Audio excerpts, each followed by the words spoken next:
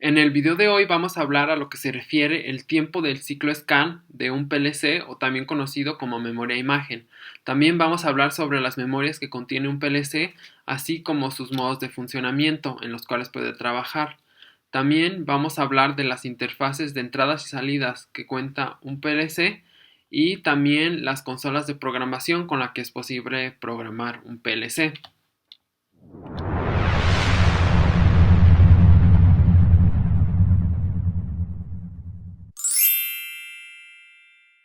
Hola, ¿cómo están? Bienvenidos al canal de Luis Electronic. En este canal vamos a hablar de temas sobre la automatización industrial, la programación en PLC y otros microprocesadores, además de otros temas relacionados a la ingeniería electrónica en general.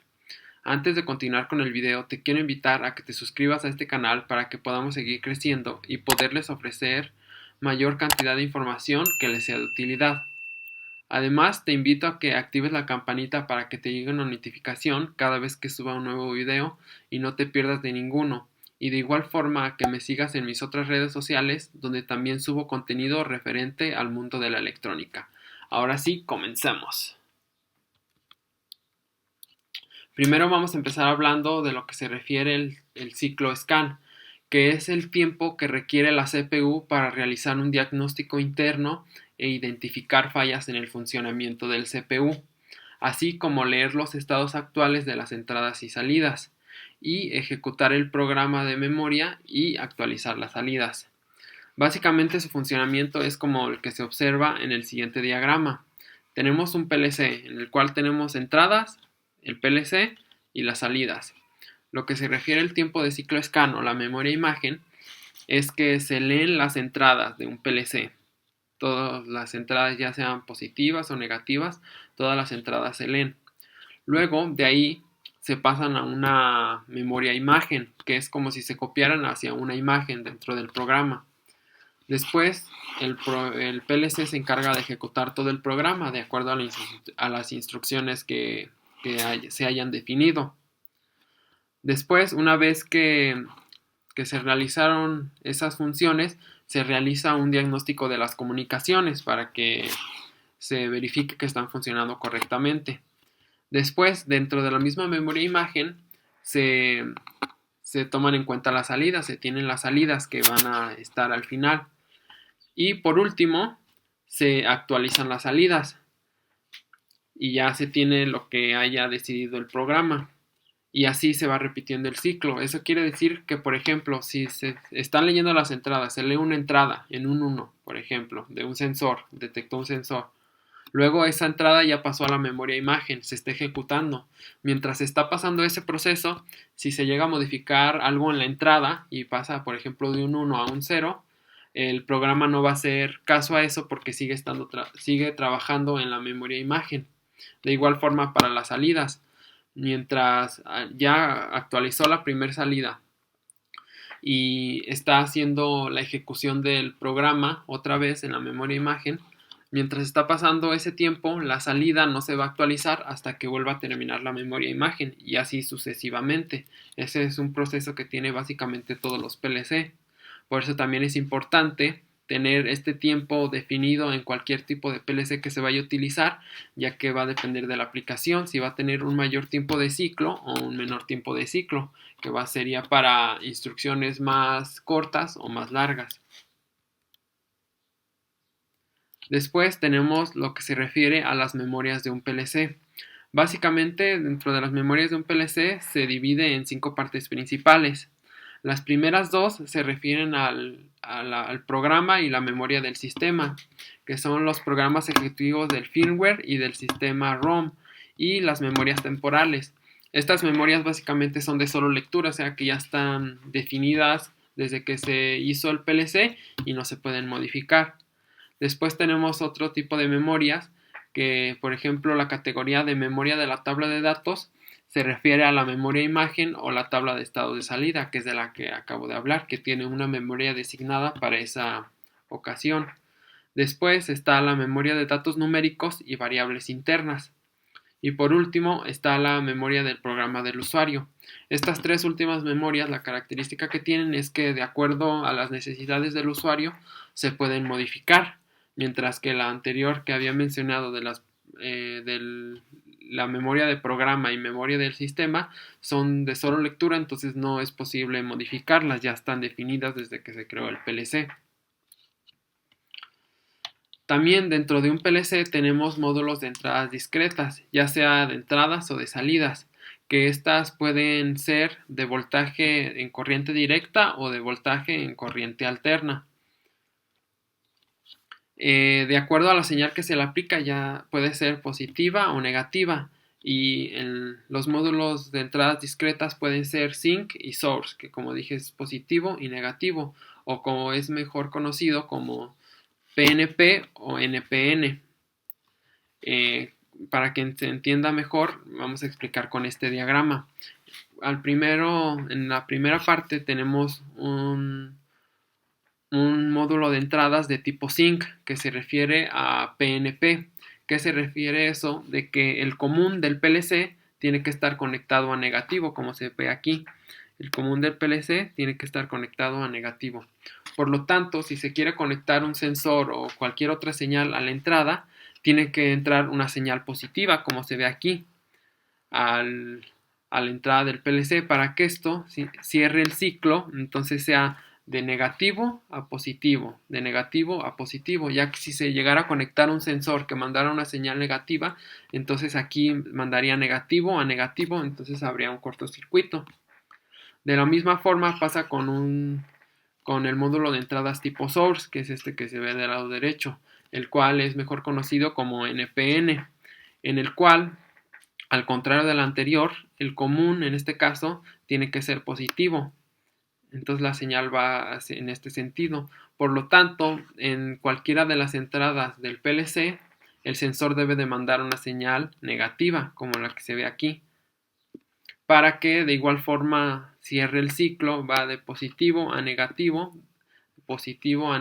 y así va cerrando el ciclo, ya que si de igual forma que el anterior, si se conecta a un sensor que mande una señal positiva y de aquí del común se tiene una señal positiva, va a existir un cortocircuito de igual forma. También existen módulos especiales de entradas y salidas, aparte de los módulos de entradas discretas, que pueden ser, por ejemplo, un módulo contador de altas velocidades. Estos tipos de módulos ya son más específicos para una aplicación en específico, valga la redundancia, como por ejemplo este módulo contador de alta velocidad es para aplicaciones donde, por ejemplo, se quiera poner un motor o algún sistema que se necesita contar la velocidad de, del motor y tener así las especificaciones. También existe, por ejemplo, un módulo TTL que manda señales de 5 volts.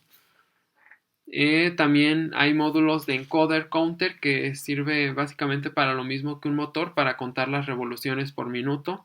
Después está un módulo para motor a pasos, que es evidentemente cuando se quiere controlar un motor a pasos a través de un PLC se necesita un módulo especial. También se tienen módulos con salidas BSD, módulos PID para cuando se quiera aplicar un control automático, un control PID sin hacer muchas modificaciones en el programa. También existen los módulos de posición y movimiento y los módulos de comunicación, que son los más importantes, ya que cada PLC normalmente todos vienen con un modo de comunicación que puede ser Ethernet IP, pero ya si se quiere agregar otro modo de comunicación para comunicar por Ethernet, por Ethercat, por Profibus o cualquier otro tipo, es necesario colocar un módulo extra para realizar la comunicación. Ya dependerá de la aplicación cuál se requiera y cuál convenga más. También dentro del PLC existen 3 modos de funcionamiento básicos con los que puede funcionar, que son el modo run, el modo prog y el modo rem. El modo run es el que se coloca el procesador en modo de ejecutar, o sea, en todo momento está ejecutando el programa. Entonces lo que hace es ejecuta el programa y energiza las salidas y está funcionando todo el tiempo, lo cual impide la realización de la edición del mismo programa en línea. O sea, mientras está corriendo el programa no se puede modificar el programa. Después está el modo de funcionamiento prog, el cual es que coloca el procesador en modo programa. lo cual impide que el procesador escanee y ejecute el programa, pero permite realizar la edición del programa en tiempo real. Y por último está el modo de funcionamiento REM, que es el que coloca el procesador en modo remoto y permite cambiar el modo del procesador, o sea que permite realizar edición del programa en línea mientras está sucediendo de forma remota. También dentro de un PLC existen interfaces de entradas y salidas, que estas son las que se encargan de establecer la comunicación entre la unidad central de procesamiento y el proceso que se vaya a realizar. Básicamente se divide en cuatro principales, que son en dos principales, perdón, que son las interfaces de entrada y las interfaces de salida. Las interfaces de entrada son las que filtran, adaptan y codifican de forma comprensible para la CPU las señales procedentes de elementos de la entrada, mientras que las interfaces de salida son las encargadas de decodificar y amplificar la señal generada durante la ejecución del programa antes de ser enviadas a los elementos de salida. También dentro de las entradas y salidas existe una clasificación. Aquí sí hay cuatro clasificaciones diferentes. La primera de ellas es por el tipo de señal.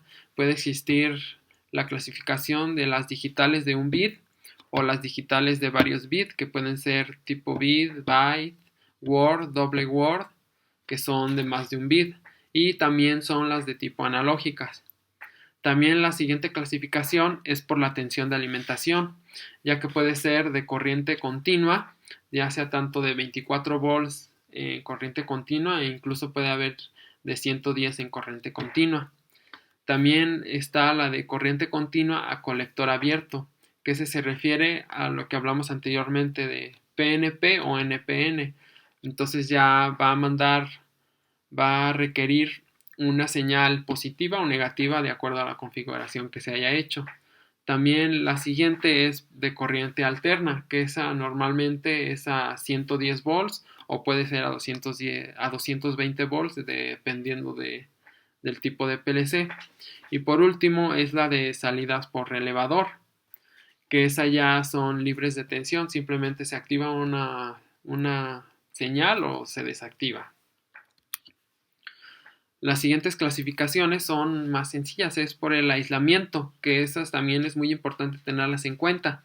Por ejemplo, por optoacoplador o por relevador, que esto lo que hace es separar una señal, puede ser una señal de control y una señal de potencia.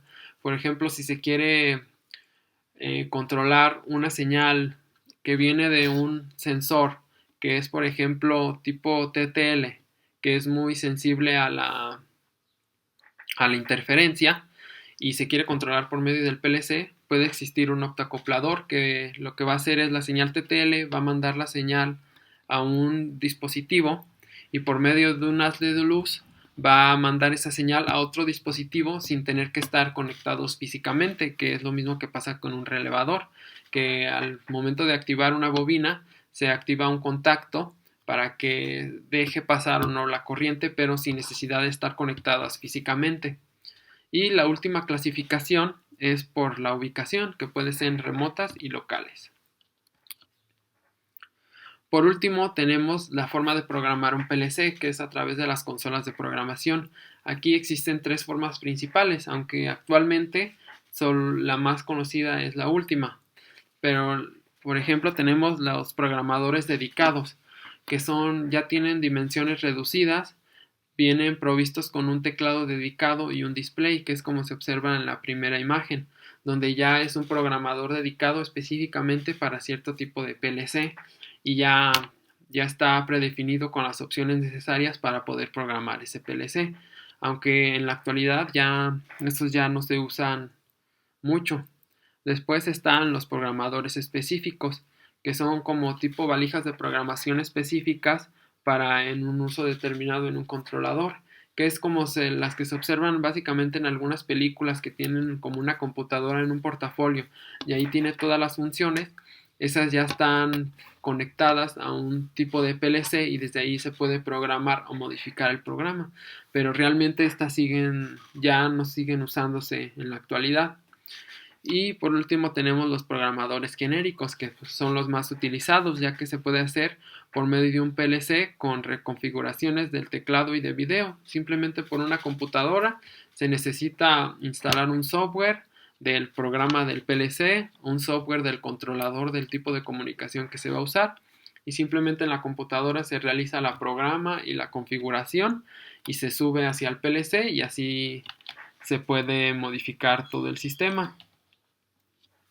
Y esto sería todo por el video. Antes de terminar este video, te invito a que si te gustó el video le des me gusta para que este video llegue a más personas.